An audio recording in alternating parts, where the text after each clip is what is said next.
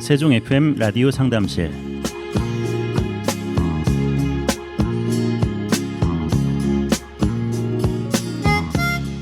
안녕하세요. 세종 FM 라디오 상담실 김보성 인사드립니다.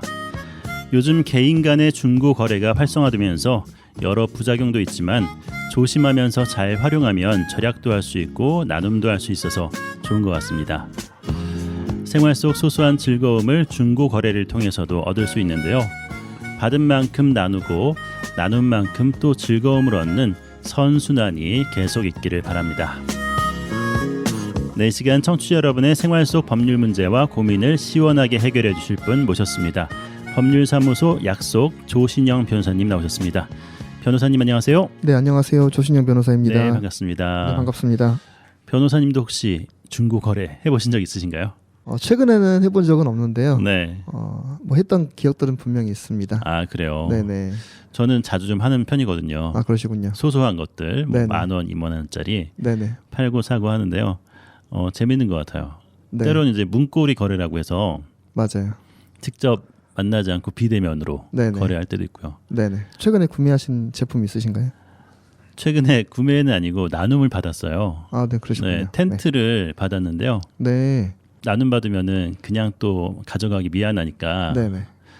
과자나 아니면 뭐 초코바이 같은 거 맞아요, 이런 맞아요. 것들 두고 가거든요. 아, 네. 좋습니다. 저 정이 전달했죠. 있네요. 네네. 네. 전달했는데 너무 기뻐하시더라고요.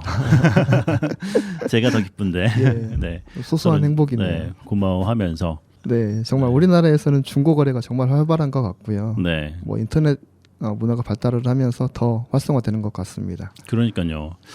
이웃 간에 서로 상부상조하는 네네. 예전부터 그런 문화가 있었으니까 네. 가능하지 않나라는 생각도 네네, 들어요. 맞습니다.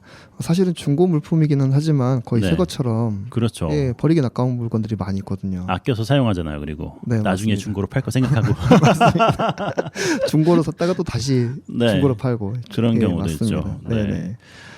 절약에도 도움이 되고 소소한 기쁨도 얻을 수 있고 좋은 것 같아요. 네네. 중고 거래하실 때도 뭐 다들 이제 소비자분들이 또 구매하시는 분들이 다 주의하시겠지만 네. 주의하시면서 또 검토하실 부분들이 분명히 있을 것입니다. 뭐 중고 사기건도 많이 있잖아요. 돈을 먼저 보내면 안 된다. 뭐 이런 것도 있잖아요. 네네. 그렇죠? 뭐 그래서 이제 직거래하는 경우도 많이 있는데 직거래 하시더라도 이제 그 상대방이 매도하려고 하는 사람이 분명한지에 대해서 확인할 필요도 있습니다. 이제 중고 거래를 통해서도 이제 사기로서 이제 활용이 되는 경우가 많이 있거든요. 그렇죠. 네네.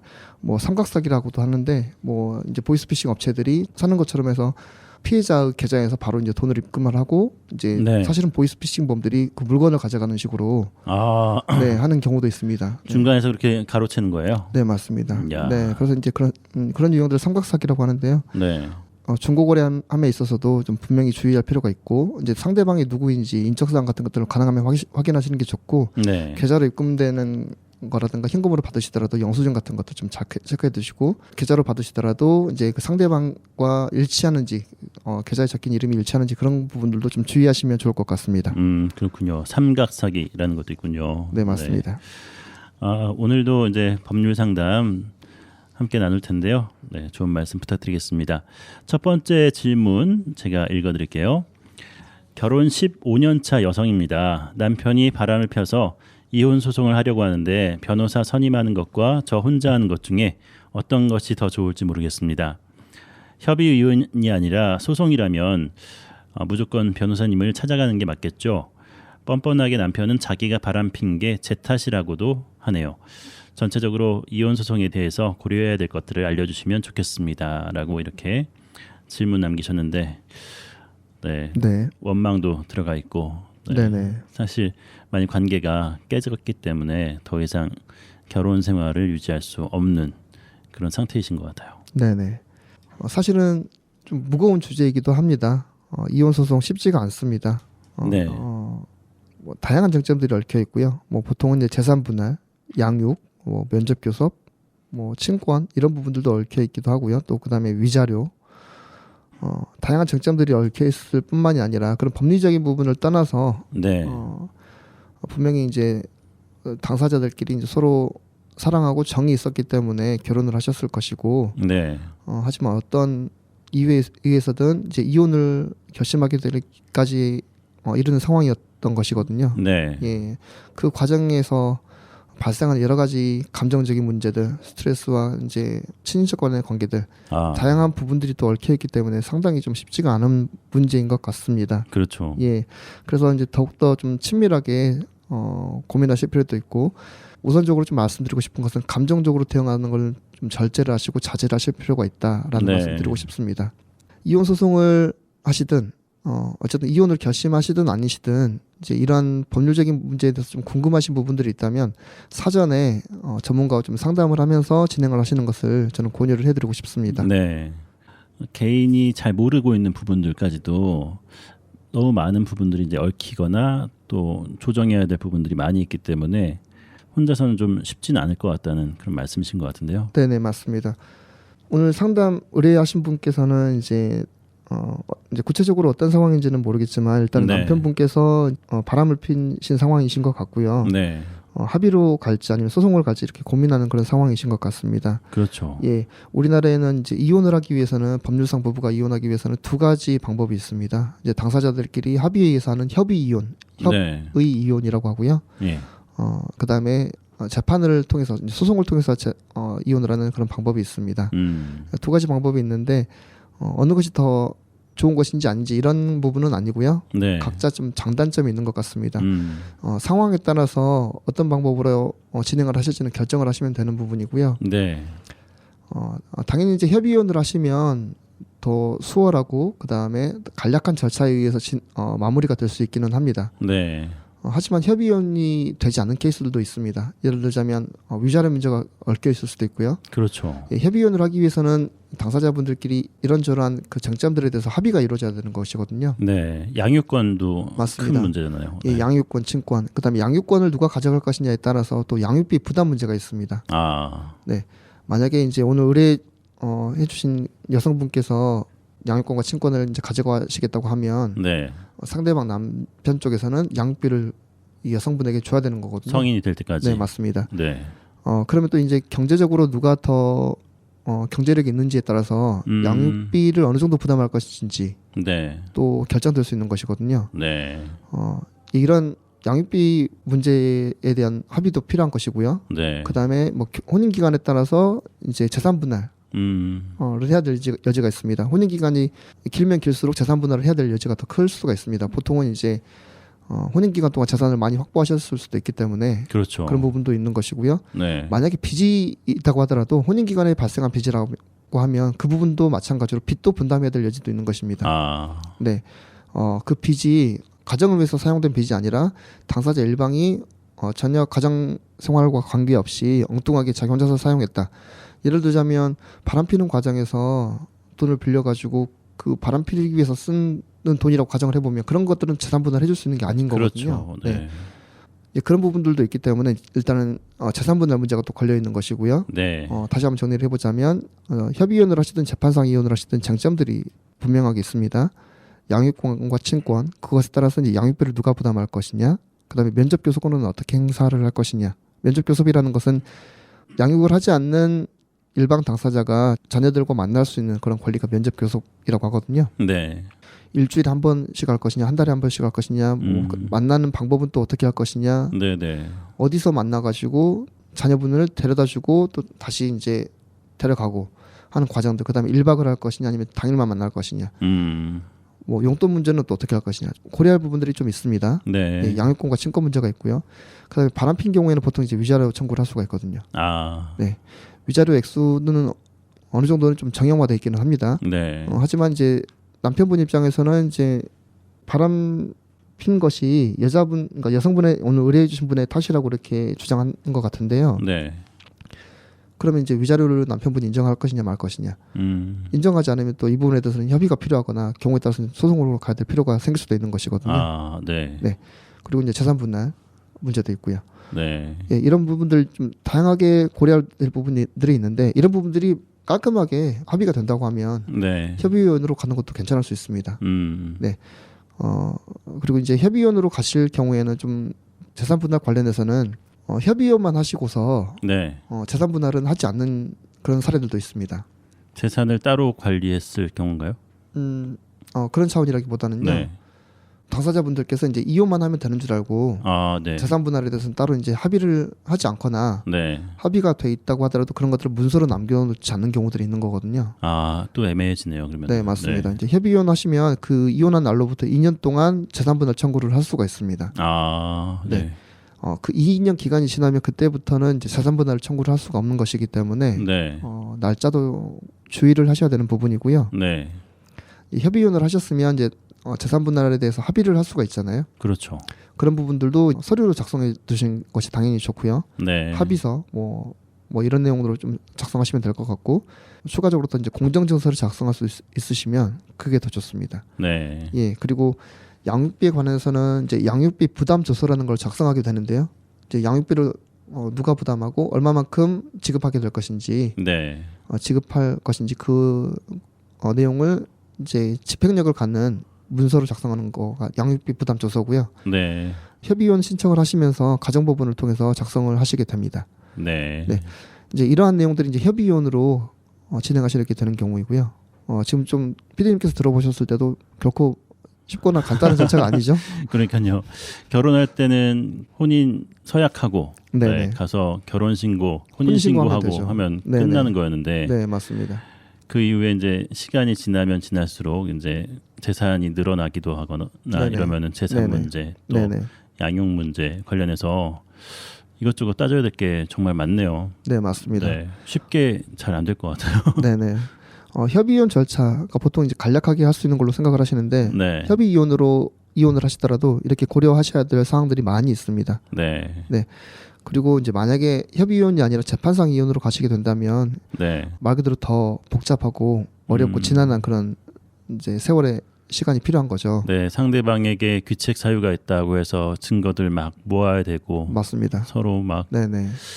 정말 전쟁 같은 또 법적인 맞습니다. 그런 네네. 부분들 공방들이 와가야 되는. 예, 맞습니다. 오고 방금 가는 전에 거죠. PD님께서 표현하신 그 표현이 뭐 거의 맞는 것 같습니다. 전쟁입니다, 말 그대로. 네, 부부가 혼인 관계를 유지하는 동안 네, 사실은 날마다 싸우기만 하진 않으셨을 거거든요. 그렇죠. 날마다 관계 갈등만 있는 그런 관계는 아니셨을 거고 분명히 행복한 시간, 즐겁고 아름다운 시간들도 그런 추억들도 있으실 겁니다. 네, 하지만 이혼 소송을 진행하게 되면 그때부터는 이제 말 그대로 상대방에게 귀책 사유가 있다고 주장하고 입증을 해야 되기 때문에 네. 그때부터는 정말 전쟁입니다. 아유, 네, 사소한 거 하나라도 이제 상대방이 잘못한 것들이 있으면 그걸 또 끄집어내야 되는 거고요. 또 관련된 증거를 모아야 되고요. 네, 네, 그리고 경우에 따라서는 친인척까지 동원이 되는 경우도 있습니다. 네, 네, 자녀분까지도 동원이 돼야 되는 경우도 있기 때문에 아이고, 네, 사실 쉽지가 않고요.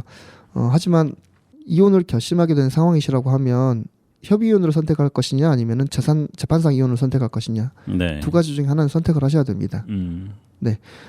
협의 이혼으로 진행해 보시는 것도 방법이 될 수 있고요. 협의 이혼으로 진행할 수 없는 상황이라면 예를 들면 합의가 안 된다라고 네, 하면 어쩔 수 없이 이제 소송으로 진행하셔야 되는 겁니다. 예, 그럼 소송으로 진행하시게 되면 당연히 이제 전문가의 변호사의 도움을 받으시는 것이 유리할 것이고요. 재판을 진행하시는 데 있어서도 훨씬 더 도움을 많이 받으실 수 있을 것입니다. 이혼 사례 같은 경우는 당사자분들이 감정적으로 어려우신 상황일 수 있기 때문에 네, 사실은 좀 객관적으로 조언을 해줄 수 있는 객관적으로 상황 판단해 줄 수 있는 그런 사람의 도움이 필요하긴 합니다. 진행을 하시면서 이제 전문가로서 적절한 법적인 조언을 해주는 것뿐만이 아니라 네. 자기 편이 되어줄 수 있는 사람이 또 필요합니다.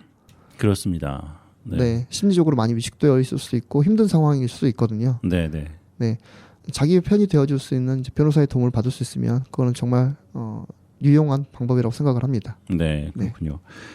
귀책 사유를 따지는 부분에 있어서 만약에 바람을 피거나 이런 것이 아니라 그냥 불화로 인해서 네네. 싸우고 뭐 이렇게 하다가 누군가 가정을 버리고 나가는 경우 있잖아요. 네네. 더 이상 너랑 못 살겠다 네네. 이러면서 가정을 떠나거나 이렇게 감정적으로 만약에 대처했을 경우에 네네. 떠난 사람한테 더 훨씬 더 귀책이 더 돌아가는 건지 네. 그런 생각도 궁금하거든요. 네네. 좋은 질문을 주신 것 같고요. 아마 청취자분들께서도 궁금해하실 부분인 것 같습니다. 네, 뭐 사유가 어떠하든 이제 어느 일방이 가출을 하거나 아니면 네. 별거를 하게 될 수도 있는 거잖아요. 그렇죠. 네, 그게 인류적으로 불리하게 작용된다라고만 말할 수 있는 것은 아닙니다. 아, 그래요. 네, 왜 가출을 하게 됐는지 누군가 네. 가출했다고 하면 그 가출한 사람이 가출하게 된 경위들도 보게 됩니다. 예, 그리고 별거를 하고 계시다면 별거를 하게 된 경위를 보게 되는 거고요. 네. 만약에 이제 가출하신 분이 가출할 수밖에 없는 상황이었다고 하면 네. 그런 부분들은 이제 귀책 사유로 보지 않을 가능성이 있는 거죠. 아, 그렇군요. 예, 가출하게 된 원인을 제공한 상대방한테 혼인 파탄의 귀책 사유가 있을 수도 있는 것입니다. 하지만 그런 어떤 가출 원인 제공한 사안이 없는데도 불구하고 가출 네. 또는 별거를 일방적으로 했다고 하면 네. 그 부분은 가출하신 분, 별거를 해서 나가신 분이 귀책 사유가 될 수도 있는 거죠. 아, 그렇군요. 네, 재판상 이혼 원인이 정해져 있는데요. 네. 이제 재판상으로 이혼하시기 위해서는 아무런 사유가 없이 이혼하실 수 있는 게 아니고요. 네. 법으로 정해져 있는 요건들이 있어야 이제 재판상 이혼이 인정이 될 수가 있는 것입니다. 예, 그 중에 하나가 이제 기타 혼인을 계속하기 어려운 중대한 사유가 네. 있으면 이제 재판상 이혼이 가능합니다. 이제 말 그대로 이제 다양한 케이스와 다양한 사유가 있을 수 있기 때문에 이렇게 네. 좀 추상적으로 법 규정을 정해놓은 것입니다. 혼인을 계속하기 어려운 중대한 사유, 만약에 별거 기간이 5년이든 10년이든 좀 장기간이었다라고 하면 이 경우는 이제 이미 혼인 파탄으로 볼 수가 있는 거잖아요. 그렇죠. 그래서 이제 혼인을 계속하기 어려운 중대한 사유가 있다고 볼 여지가 있는 것입니다. 네. 그러면 이제 어느 일방의 규책 사유가 없다고 하더라도 상대방의 규책 사유가 없다고 하더라도 이미 혼인 파탄된 상황이라고 하면 재판상으로 이혼이 가능한 경우가 있을 수도 있습니다. 네. 네, 이런 부분을 좀 참고하시면 되겠습니다. 그렇군요. 워낙 또 이혼과 관련해서는 민감하기도 하고 상황이 여러 가지 상황이기 때문에 쉽지 네네. 않은데요. 아까 말씀하신 것처럼 이렇게 이혼을 앞두고 나서 처리해야 될 그런 일들도 많고 또 심리적인 안정뿐만 아니라 내 편이 되어줄 수 있는 그런 부분에 있어서 심리적으로 좀 지지를 받을 수 있는 네네. 그런 면에서도 변호사 선임은 꼭 필요하다는 생각이 들고요. 네네. 잘 모르는 상태에서 쉽사리 접근하고 아 모르겠다 네가 알아서 다 해 하고 그냥 감정적으로 내버려 두면은 나에게는 나중에 엄청난 피해가 올 수도 있다는 거를 네네. 꼭 기억하셨으면 네네. 좋겠다는 생각이 어쨌든 드네요. 예, 이혼과 관련해서 이제 어떤 이슈가 발생하신 분들이라면 네. 이제 꼭 변호사 선임을 하시지는 않더라도 네. 사전에 이제 어떤 법적인 절차를 진행하시기 전에 상담을 받아보시는 것은 필요할 수 있습니다. 네. 기억하셨으면 좋겠습니다. 그렇군요. 네. 잠시 전할 말씀 들으신 뒤에 계속해서 법률 상담 이어집니다.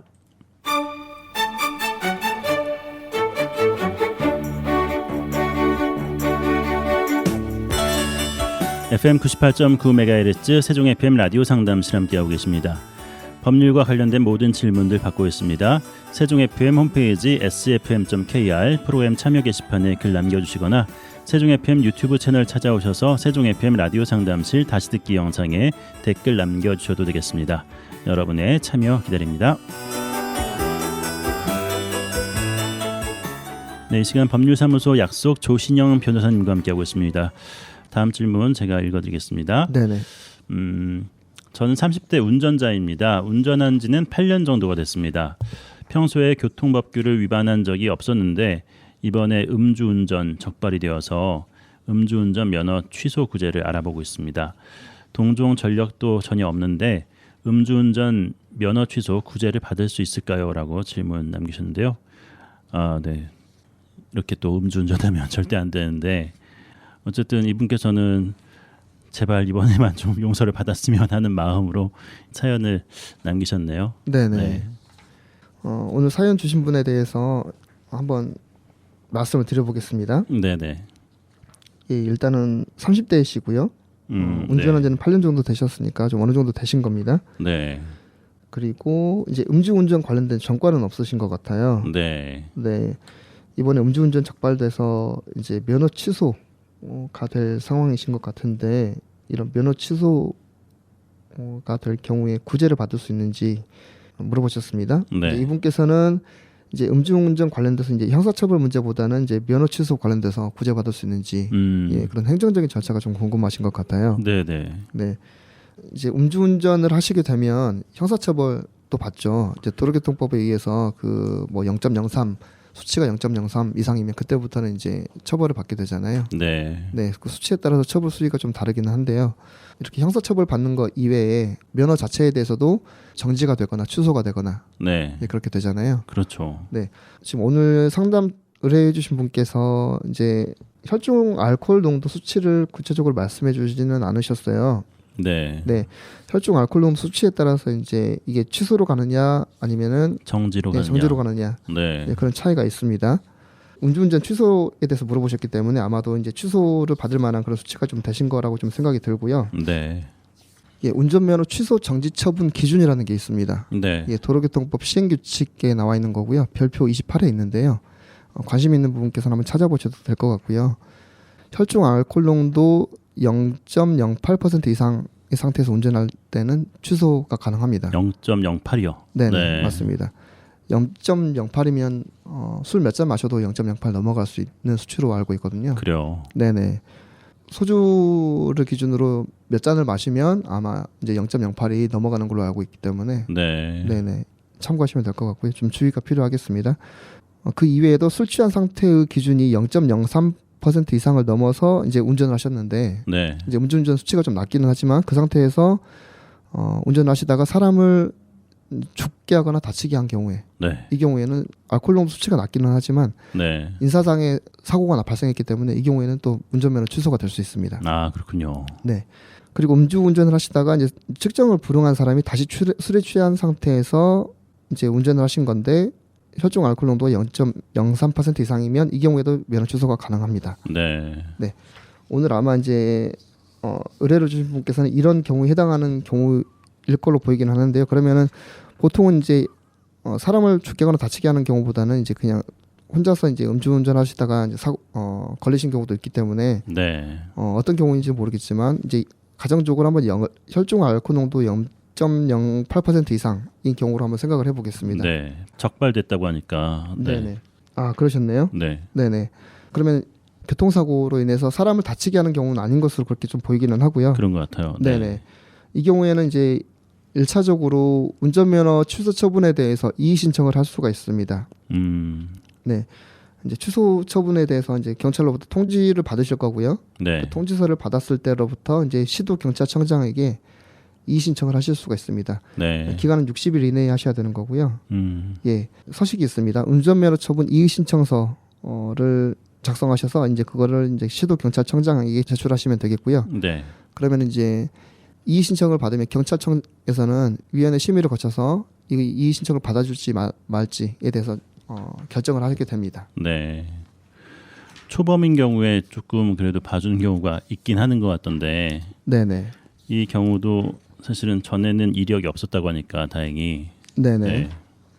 위원회에서 너그럽게 봐줄 가능성이 없지 않아 있겠네요. 예, 그 감경 기준도 네. 정해져 있습니다. 네. 아까 말씀드렸던 도로교통법 시행규칙 별표 28에 나와 있는 부분이고요. 네. 제가 참고적으로 한번 감경 기준에 대해서 말씀을 드려보겠습니다. 네. 첫 번째로는 이제 음주운전으로 운전면허 취소 처분을 받은 경우에는 감경 사유가 어떻게 되냐면요. 운전이 가족의 생계를 유지하는 중요한 수단이 되거나입니다. 아. 네, 이제 운전을 통해서 이제 가족을 생계를 책임져야 되는 그런 상황. 예를 들면 화물 트럭이라든지 네. 아니면은 뭐 택시 기사라든지 버스 기사라든지 그런 네. 업무들이 있잖아요. 네. 뭐 요즘에는 택배 차량이 뭐 포함될 여지도 있는 것 같습니다. 생계와 관련된 거니까. 네, 맞습니다. 네. 이제 택배 운행하시는 분들은 이제 반드시 이제 화물 트럭을 통해서 택배 차량을 통해서 이제 운행을 하셔야 되는 경우이기 때문에 네, 네. 그런 경우도 포함될 여지가 있는 것 같고요. 첫 번째가 이제 가족의 생계를 유지할 중요한 수단이 되거나인 거고요. 이제 두 번째로는 모범 운전자로서 처분 당시 3년 이상 교통봉사 활동에 종사하고 있었거나, 예, 해당하는지 한번 살펴보시고요. 교통사고를 일으키고 도주한 운전자를 검거해서 경찰서장 이상의 표창을 받은 사람이거나. 아, 이건 쉽지 않네요. 예, 맞습니다. 네, 하지만 여기가 이제 이 세 가지 중에 이제 네. 하나만 해당돼도 가능할 수 있는 거기 때문에 이제 보통은 이제 운전이 가족의 생계를 유지할 중요한 수단이 되는지 네. 여부를 한번 검토해 보시면 될 것 같고요. 그러네요. 네. 만약에 이제 내가 꼭 운전기사가 아니더라도 만약에 이제 운전을 해야 되고 꼭 자차로서 이제 자차를 운영해야 되는 그런 상황이시라고 한다면 네. 이런 부분에 좀 맞게 이의 신청서를 작성하시면서 이의 신청 이유를 한번 기재해 보시는 것도 방법이 될 수가 있습니다. 네. 예, 그리고 이 세 가지 중에 하나 이거나요. 그와 동시에 이제 다음 말씀드리는 이런 사유들에 해당하지 않아야 됩니다. 이제 첫 번째가 혈중 알코올 농도가 0.1%를 초과하지 않아야 됩니다. 네. 예, 두 번째로는 음주운전 중 인적 피해 교통사고를 일으키지 않았어야 됩니다. 예, 그리고 세 번째가 음주 측정 요구에 불응하거나 도주한 때가 아니어야 되고요. 단속 네. 경찰관을 폭행하지 않아야 됩니다. 네. 그리고 과거 5년 이내에 3회 이상 인적 피해 교통사고 전력이 없어야 되고요. 과거 5년 이내에 음주운전 전력이 없어야 됩니다. 네. 예, 오늘 이제 상담 의뢰해 주신 분께서는 아마 이제 과거 5년 이내에 음주운전 전력은 없으셨던 것 같고요. 그러니까요. 예, 그리고 다른 교통법규 위반한 것도 없다고 하셨으니까 이제 네. 아마 5년 이내에 3회 이상 인적 피해 교통사고 전력이 있는 경우 여기에도 해당하지는 않으실 것 같습니다. 네. 예, 그리고 오늘 사례에서도 이제 인적 피해 교통사고가 있었던 사례는 아니었던 것으로 보였기 때문에 음주운전 중 인적 피해 교통사고가 일으킨 경우에도 해당하지 않는 것으로 보이고요. 네. 첫 번째가 좀 이제 검토를 하셔야 될 것 같은데 혈중 알코올 농도가 0.1%를 초과하는 경우인지 아닌지에 따라서 감경을 받을 수 있을지 없을지가 판가름이 될 것 같습니다. 네. 0.1%면 상당히 만취한 상태 아닌가요? 예, 만취 정도로는 볼 수 있을 것 같고요. 네. 네. 0.1%면 낮은 수치는 아니기 때문에 네. 예, 0.1%를 기준으로 정하고 있는 것입니다. 그래서 오늘 의뢰해 주신 분께서는 아마도 0.08% 이상은 수치가 나오셨을 것 같고요. 네. 다만 이제 0.1%가 안 됐으면 감경 처분을 받을 수 있는 여지가 있기 때문에 이런 내용들 좀 참고하셔서 진행하시면 좋을 것 같습니다. 네. 그렇군요. 오늘 라디오 상담실 첫 번째 질문은 이혼 소송 관련이었고요. 두 번째는 음주운전 적발된 분 구제 받을 수 있는지라는 거였는데요.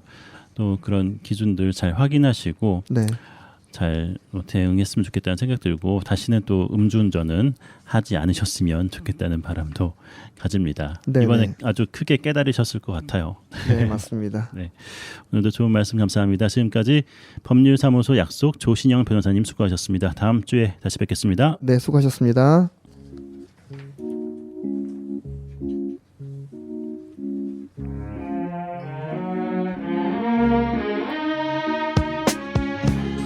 FM 98.9MHz 세종 FM 라디오 상담실 함께하셨습니다. 라디오 상담실은 언제나 여러분의 참여를 기다리고 있습니다. 세종 FM 홈페이지 sfm.kr 프로그램 참여 게시판 이용해 주시고요. 유튜브 세종 FM 채널에도 방송 후에 올라가니까요. 꼭 찾아오셔서 상담 질문과 청취 소감 남겨주시기 바랍니다. 세종 FM 라디오 상담실 지금까지 진행의 김보성이었습니다. 감사합니다.